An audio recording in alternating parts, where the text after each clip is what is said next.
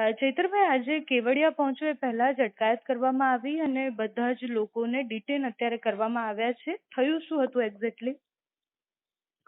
જે ટ્રાઇબલ મ્યુઝિયમનું કામ કેવડિયા ચાલે છે, 257 કરોડનો પ્રોજેક્ટ છે અને એ જ ગામના 2 યુવાનો ત્યાં સાંજે ફરવા માટે જાય છે. એમને પકડીને જે સત્યમ કન્સ્ટ્રક્શન એજન્સી દ્વારા જે કામ ચાલે છે એમના માણસો એમને ગોંધી રાખીને આખી રાત ઢોરમાર મારે છે, કપડાં કાઢીને, અને એમાંથી એક વ્યક્તિ ત્યાં બેહોશ થઈ જાય છે, જે જયેશભાઈ સનાભાઈ તડવી.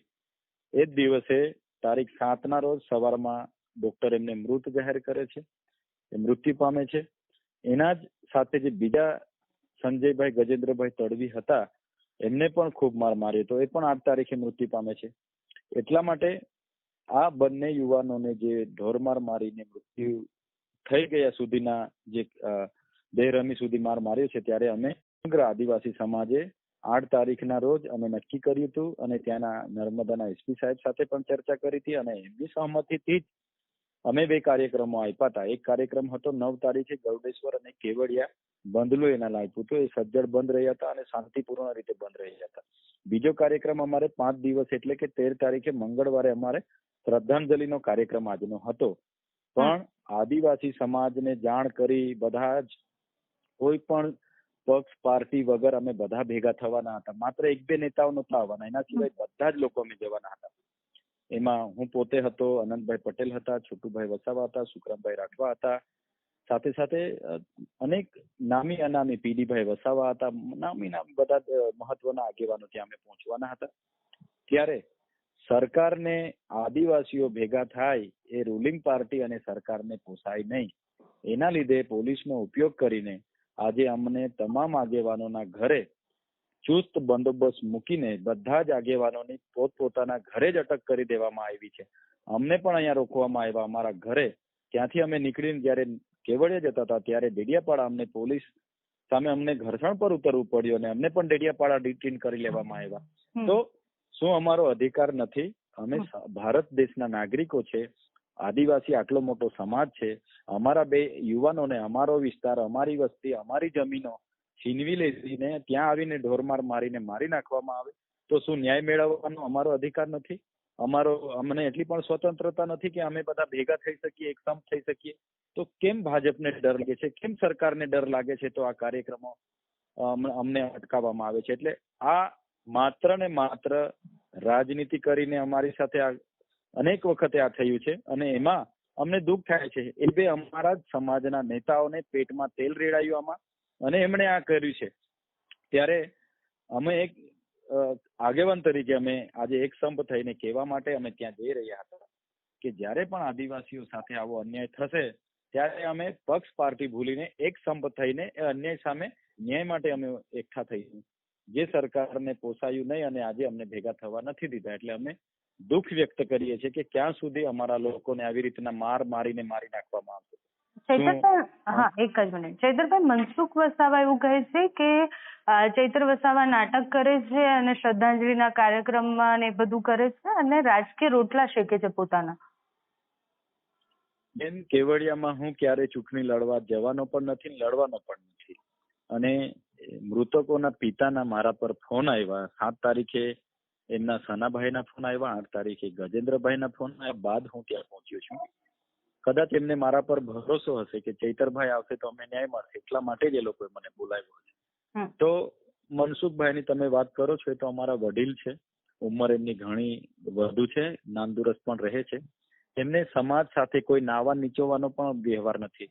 સમાજ તમે જોયું હશે, આદિવાસી સમાજ એમને ક્યાંય બહુ ગણકારતો નથી. એ શું સ્ટેટમેન્ટ આપે છે, શું કરે છે, એના કરતા પણ મનસુખભાઈ કરતા પણ સિનિયર આગેવાનો ઘણા આજે બધા હતા. છોટુભાઈ વસાવા પોતે આજે એમને અટક કરી લેવામાં આવી, સુખરામભાઈ રાઠવા અટક કરી લેવામાં આવી, અનંતભાઈ પટેલની અટક કરી લેવામાં આવી, પીડીભાઈ વસાવા માજી ધારાસભ્ય નાદોદના એમને અટક કરી લેવામાં આવ્યા. તો ક્યાં અમે રાજનીતિ કરીએ છીએ? ને આ કાર્યક્રમ નક્કી કરવામાં તો એમના પોતાના ધારાસભ્ય દર્શનાબેન દેશમુખ, ભાજપાના જિલ્લા પ્રમુખ ઘનશ્યામભાઈ પટેલ, નર્મદા જિલ્લા પંચાયતના પ્રમુખ ભીમસિંહભાઈ તડવી, શબ્દશરણ તડવી, અમે બધા રહીને આ નિર્ણય કર્યો. તો હવે એમને તો સરકારને આદિવાસીઓ ભેગા થાય કેમ નથી ગમતું, એટલા માટે એમણે એ તો પોપટની જેમ બોલે છે, કોઈ બોલાવે છે તેમ બોલે છે. પણ હવે લોકો જાણી ગયા છે મનસુખભાઈ સમાજ માટે શું કરશે એ લોકો હવે સ્પષ્ટ જાણી ગયા છે. અમારે એવા નેતાઓની જરૂર પણ નથી અને મનસુખભાઈ શું બોલે છે શું કરે છે એનાથી સમાજને કઈ ફેર નથી પડતો. સમાજને ન્યાય જોઈએ છે. મનસુખભાઈને આ બોલવાથી અમારા સમાજને ન્યાય થોડો મળવાનો છે. આજે એક થતા તો અમારો મેસેજ જવાનો હતો તો મનસુખભાઈને શેનો વાંધો પડ્યો ભાઈ આજે?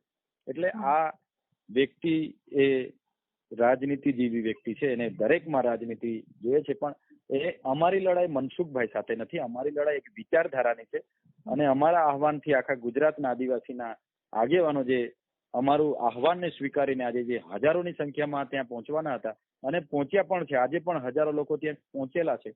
હજારો આગેવાનને ડિટેનો કર્યા છે. અહીંયા દેડિયાપાડા હોય, નેત્રંગ હોય, સાગબારા, રાજપીપળા, ગઢેશ્વર, રાજપાડી, ઝઘડિયા, આખા પોલીસ સ્ટેશનો આજે ભરાઈ ગયા છે. ત્યારે હવે અમને આનંદ એ વાતનો છે કે અમારો સમાજ હવે જાગે છે. આવા મનસુખભાઈ જેવા લોકોનો ચહેરો, ચાલ ચલગત ને ચહેરો અમારો સમાજ હવે જાણી ગયો છે. એનો જવાબ આવનાર દિવસોમાં અમે આપીશું ને. જયારે રાજનીતિ કરવાની હશે ત્યારે કરવી જોઈએ ને. આજે સમાજ નીતિ કરીએ છે ત્યાં કેમ રાજનીતિ કરાય છે એ અમને સમજાતું નથી. ચૈતરભાઈ, પરિવારનો એક વિડીયો સામે આવ્યો હતો જેમાં એ કહે છે કે એ આ કાર્યક્રમથી એમને કોઈ લેવા દેવા નથી અને કાલે તમારો પણ એક વિડીયો આવ્યો હતો કે જેમાં તમે ભાજપના નેતા સાથે તૂતુ મેમે કરતા હતા અને એ પણ મૃતકના પરિવારની આગળ, એટલે એમના ઘરે જ.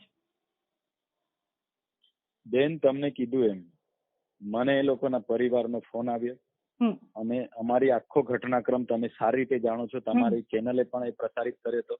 ક્યાંય અમે રાજનીતિની કે સરકારની કે ભાજપની અમે ટીકા ટિપ્પણી ક્યાંય કરી નથી.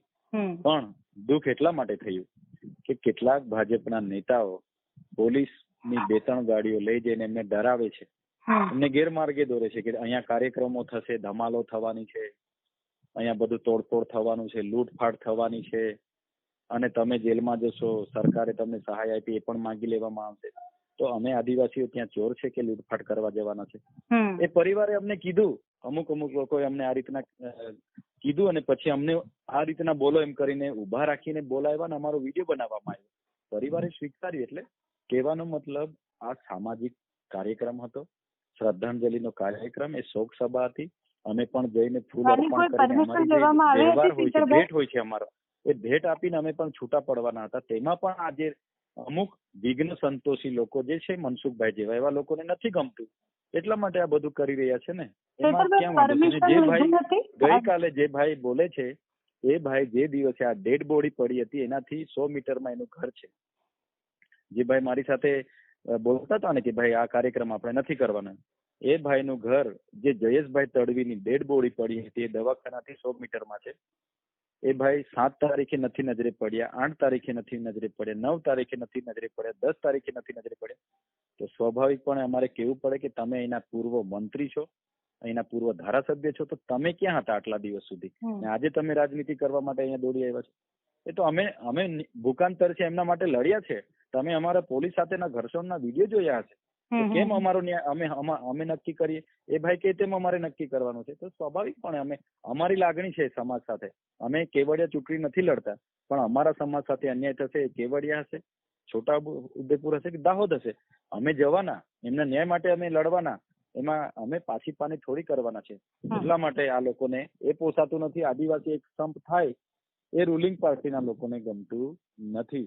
એ તોડો, ભાગલા પાડો ને રાજ કરો જેવી નીતિ આ લોકોની છે.